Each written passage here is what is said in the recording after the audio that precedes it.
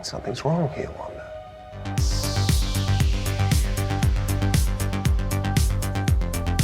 What, you didn't see that coming? WandaVision Episode 3 drops more info about Wanda's pregnancy than she or Vision were expecting. Directed by Matt Shakman, the mystery that is WandaVision gets deeper and weirder, plus connections and references to Hydra, Quicksilver, and Marvel Comics' House of M. But before we do all of that, I have to warn you, we are about to spoil a bunch of stuff that goes down in WandaVision Episode 3, so if you've not yet seen it, now would be the time to crank up the super speed and go for a nice jog while we sort through this. Can you believe it? Twins! Okay, so now that we're past the spoiler warning, the big reveal, Wanda is pregnant with twins, and if you know your comics, they are not just any twins. Hello there, little Tommy. There's another baby coming! Billy! This is a Marvel Comics reference, and it's a huge deal and should be a major tip-off that everything is not alright. We'll be breaking that down in a minute, but first, let's recap. How did this happen?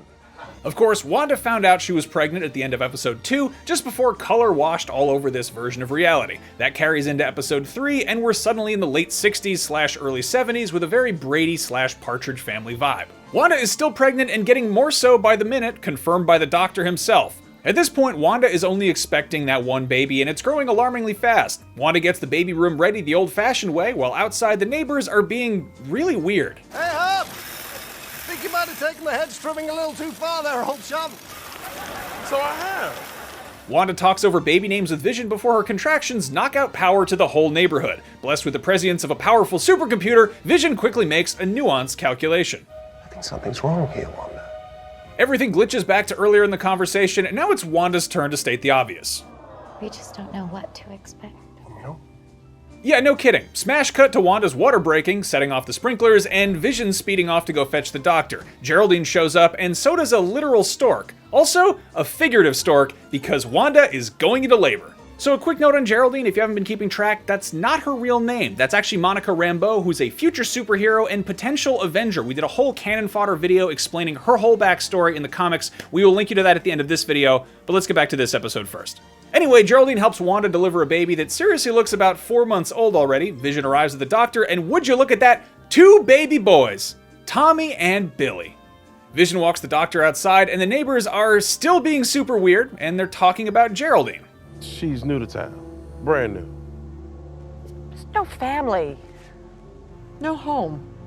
At this very moment, Wanda is inside with Geraldine talking about Quicksilver. I'm a twin. I had a brother. His name was Pietro. He was killed by Ultron, wasn't he?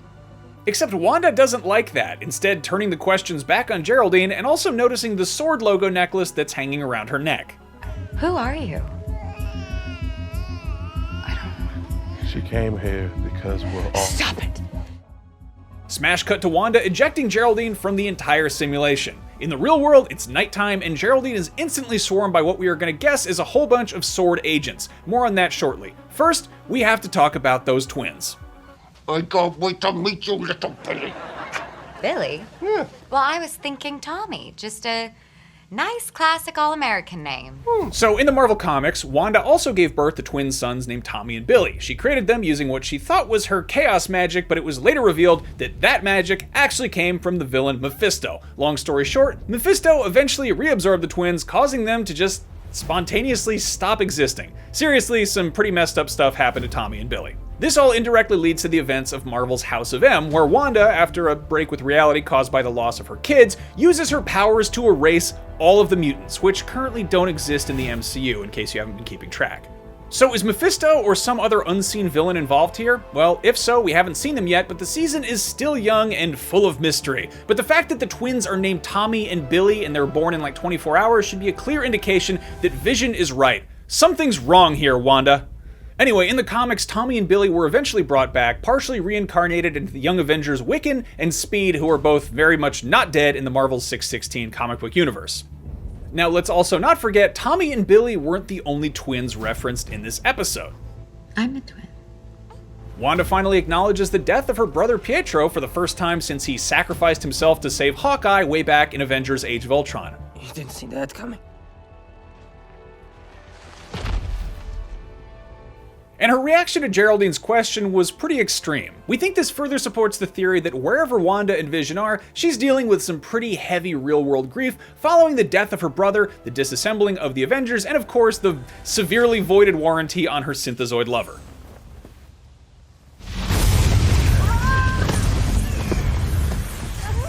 We've been saying for a while that it is a blend of classic sitcom and large-scale Marvel action. And I think that still remains the best way to describe it. And in the last seconds of episode 3, we finally got a real look at the large scale he's talking about. Wanda and Vision are stuck in a simulation. This is confirmed by the buildup of what we assume are SWORD agents here on account of there being SWORD logos everywhere in the first 3 episodes. The agents have swarmed this site, but one thing is clear, SWORD is not in control. They don't control who gets into Wanda's simulation. Apparently only Wanda has that power because it's her simulation. Hey, I'll take a shift rocking the babies. No, I think you should leave. So after 3 episodes of WandaVision, we're pretty sure about what we're looking at. Wanda controls the way time works in this reality, and she also gets to control who comes in or out. Make no mistake, she is the one creating this simulation. Her power over the simulation may be aided by an unseen villain though. The comics tell us that would be Mephisto, but it could be anyone at this point. Geraldine, as we know, is actually Monica Rambeau, the future superhero and Avenger known as Spectrum. We think that because of Monica's experience with Captain Marvel as a young girl, she now works for SWORD, the extraterrestrial protection agency now run by her old friend Nick Fury. It's also very likely that this version of Monica does not have superpowers just quite yet. So if this is a simulation, what about the neighbors? What about Vision? Are they all just created by Wanda's magic? Or is Wanda puppeteering a dead synthezoid in the most messed up, superpowered Weekend at Bernie's situation imaginable? We'll have to wait until next week to find out, but you can always fire off your weirdest and grossest fan theories in the comments.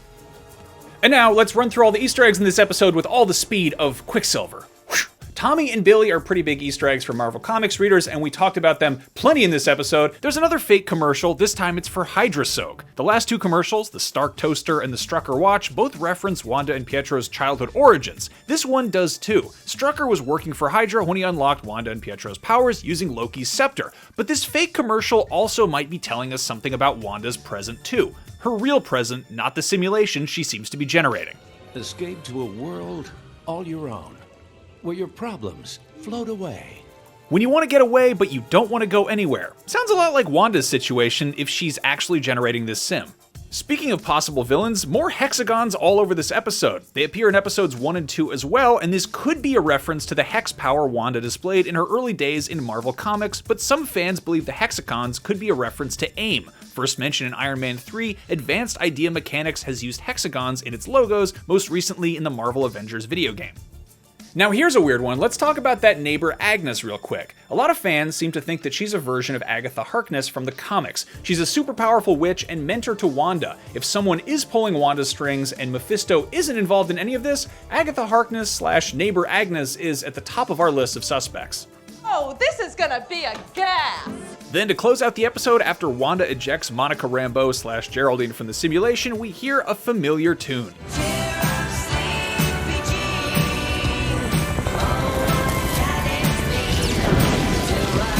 In Marvel's House of M, Professor Xavier had to put Wanda in a comatose state to keep her powers at bay. Is that what's happening? Is Wanda dreaming this and thus generating this reality, not knowing it? So what do you think? Who's really pulling Wanda's strings, and who's more likely to show up in WandaVision? Wiccan and Speed or Mephisto? And most importantly, what classic Nick at Night sitcom will this kooky show imitate next week? Let's all speculate wildly in the comments.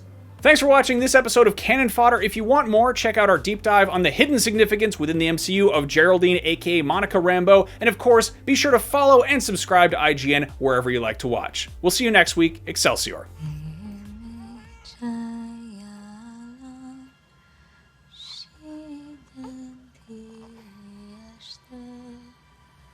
Drag ją od